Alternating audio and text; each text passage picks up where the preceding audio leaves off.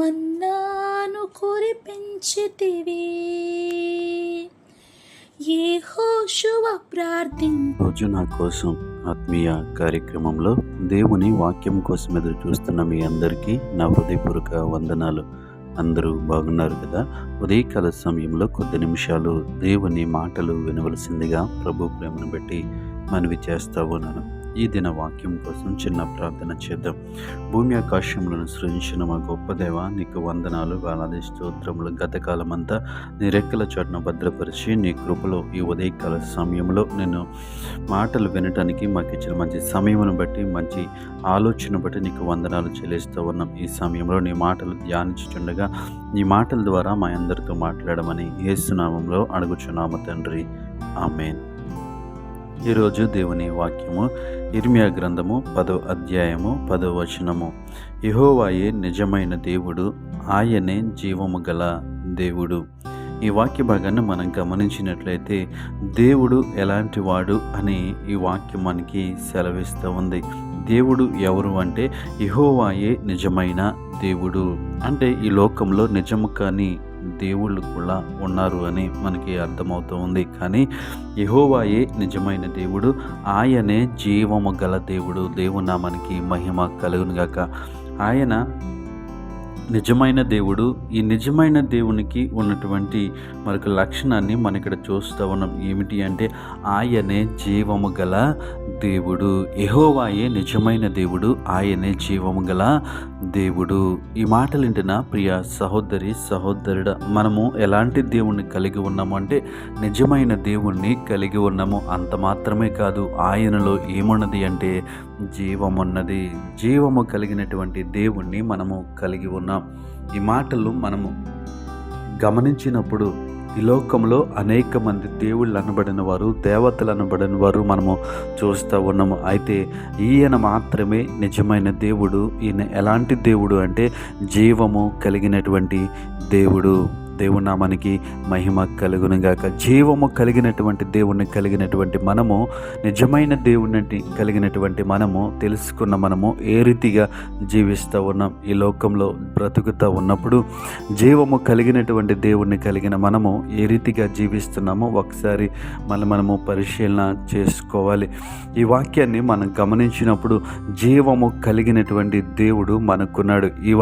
ఈ మాటలు వింటున్న ప్రియ సహోదరి సహోదరుడా, నీవు ఏ విషయంలో జీవము లేదు అని, ఏ విషయంలో నేను మరణమైపోయినని ఆలోచన చేస్తూ ఉన్నావో, ఈ విషయంలో నేను చనిపోయినని ఆలోచన చేస్తున్నావేమో దిగులు పడకు.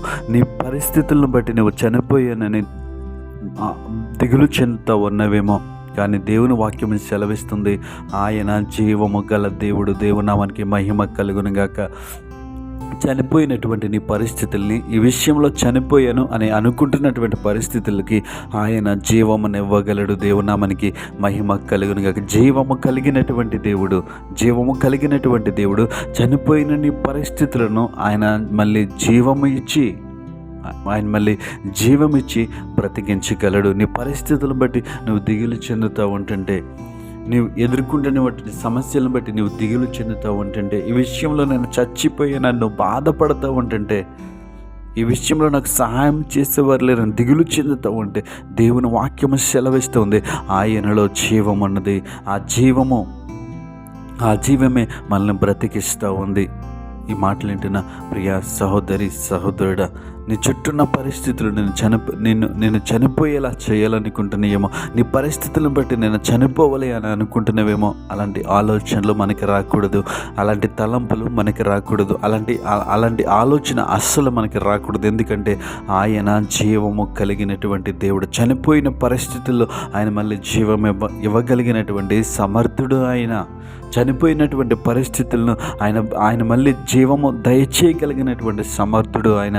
ఈ మాటలు ఏంటి నా ప్రియ సహోదరి సహోదరుడా, ఏ విషయముల గురించి నువ్వు చింతిస్తూ ఉన్నావో ఆ విషయములు పట్టుకుని దేవుని సన్నిధికి నేను వచ్చి ప్రార్థించినట్లయితే, ఈ విషయములు బట్టి నేను కుమిలిపోతా ఉన్నాను, ఈ విషయములను బట్టి నేను చనిపోతా ఉన్నాను, ఈ విషయములను బట్టి నేను చనిపోవాలని ఆలోచన నాకు వస్తుంది అని దేవుని సన్నిధిలో నువ్వు ప్రార్థించినప్పుడు, ఏ విషయములైతే మృతమైపోయో నువ్వు అనుకుంటున్నావో వాటిలోనికి ఆయన మళ్ళా జీవము ఇవ్వగలడు. శార గర్భం గురించి మనం చూసినట్లు మృతతుల్యమైపోయినటువంటి శార గర్భాన్ని ఆయన మళ్ళీ జీవము పోస్తాడు. ఈ మాటలు వింటున్న ప్రియ సహోదరి సహోదరుడా, మృతమైపోయినటువంటి ఆ పరిస్థితుల్ని బాగు చేసిన దేవుడు, జీవమునిచ్చిన దేవుడు. ఎందుకు అంటే ఆయన జీవము కల దేవుడు కాబట్టి, ఆయన జీవము కల దేవుడు కాబట్టి మృతమైపోయిన సారా ఆ మృతతుల్యమైనటువంటి ఆ గర్భాన్ని, మృతతుల్యమైనటువంటి ఆ శరీరాన్ని ఆయన మళ్ళా జీవం పోసినట్లుగా మనం చూస్తూ ఉన్నాము. కాబట్టి ఈ ఉదయకాల సమయంలో ఈ మాటలింటిన నీ జీవితంలో ఏ విషయంలో నీవు మృతమైపోయానని దిగులు చెందుతూ ఉన్నా, ఏ విషయంలో నేను చనిపోయే పరిస్థితిలో చేయను ఆలోచన చేస్తున్నా, ఆ పరిస్థితిలో ఆయన మళ్ళీ జీవం ఇవ్వగలడు. ఎందుకంటే ఆయన జీవము కలిగినటువంటి దేవుడు. కాబట్టి దేవుడు మన పరిస్థితులు జీవము లేని పరిస్థితులు, మృతమైపోయిన పరిస్థితులు మనకు కనిపిస్తూ ఉన్నప్పుడు వాటిలో మళ్ళీ జీవమును అనుగ్రహించి, వాటిలోనికి మళ్ళీ జీవ పునరుద్ధానములను అనుగ్రహించి మనం జీవించడానికి దేవుడు కృప చూపించునుగాక. పరిశుద్ధుడా, ప్రేమగల తండ్రి, గొప్ప దేవుడా, నీకు వందనాలు. ఈ ఉదయకాల సమయంలో మాటలింటున్న బిడ్డలందరి కోసం ప్రార్థిస్తూ ఉన్నాను. ఏ విషయంలో మృతతుల్యం అయిపోయి, ఏ విషయాలు చనిపోయి నన్ను బాధపడుతున్నారో, దిగులు చెందుతున్నారో, ఆ విషయంలో మళ్ళీ పునరుద్ధానము దైత్యమని అడుగుతా ఉన్నాను, జీవము దైత్యమని అడుగుతా ఉన్నాను ప్రభా. ప్రతి బిడ్డను దర్శించిన ప్రభు, ఏ విషయంలో వాళ్ళు దిగులు చెందుతున్నారు, బాధపడుతున్నారు, మీకు తిరిగిన దేవుడవు తండ్రి, నువ్వు జీవము కలిగినటువంటి దేవుడవు ప్రభా. ఇదిగో తండ్రి, జీవముతో వారిని దర్శించమని అడుగుతా ఉన్నాను. ఈ సమయంలో దేవా ప్రభువా, ఈ సమయంలో దేవా తండ్రి, రాష్ట్రంలో ఉన్నటువంటి దేవా తండ్రి అధికారుల కొరకు ప్రార్థిస్తూ ఉన్నాను ప్రభా. ఇదిగో తండ్రి ప్రభు, లంచాలు తీసుకునేటువంటి అధికారులుగా ప్రభువా, ఇదిగో లంచము తీసుకునే స్వార్థముతో ప్రభువా, ఇదిగో తండ్రి వారి పని చేయకుండా మీరు సహాయం చేయమని అడుగుతా ఉన్నా, వారికి జ్ఞానం ఇమ్మని అడుగుతా ఉన్నాను ప్రభా. ఇదిగో తండ్రి, లంచము కన్నులకు దేవా తండ్రి గుడ్డితనము కలుగు చేస్తుందని నీ వాక్యం సెలవిస్తూ ఉంది. అవును ప్రభువా, ఇదిగో తండ్రి పేదలకు దేవా తండ్రి ఎవరికైతే న్యాయము జరగాలో ప్రభా, దాన్ని వారికి న్యాయము జరగకుండా ప్రభా, ఇదిగో తండ్రి వారి గుడ్డితనము, లంచము చేత గుడ్డితనము కలిగి ప్రభా, ఇది అన్యాయమైనటువంటి దేవాతని ప్రవేశ పరిపాలన చేయుచుండగా ప్రభా, అటు అధికారులందరినీ మీరు దర్శించి ప్రభా, న్యాయమైన పరిపాలన చేయటానికి వారిని ప్రేరేపించమని, దేవాతని లంచము దేవాతని వారి దృష్టిలోంచి తీసివేయమని ప్రభా, ఇది మంచి పరిపాలన చేయటానికి ప్రభా నీ కృప చూపించమని యేసు నామములో అడిగి వేడుకుంటున్నాం పరమ తండ్రి, ఆమేన్.